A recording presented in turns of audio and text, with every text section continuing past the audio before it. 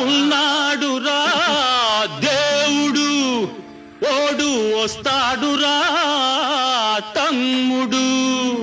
ఎప్పుడు?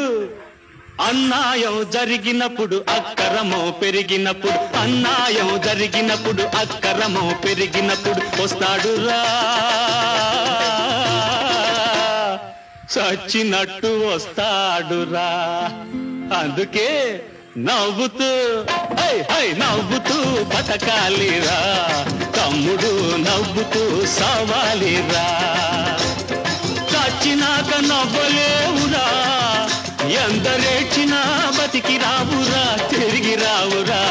అందుకే నవ్వుతూ బతకాలిరా తమ్ముడు, నవ్వుతూ సావాలిరా.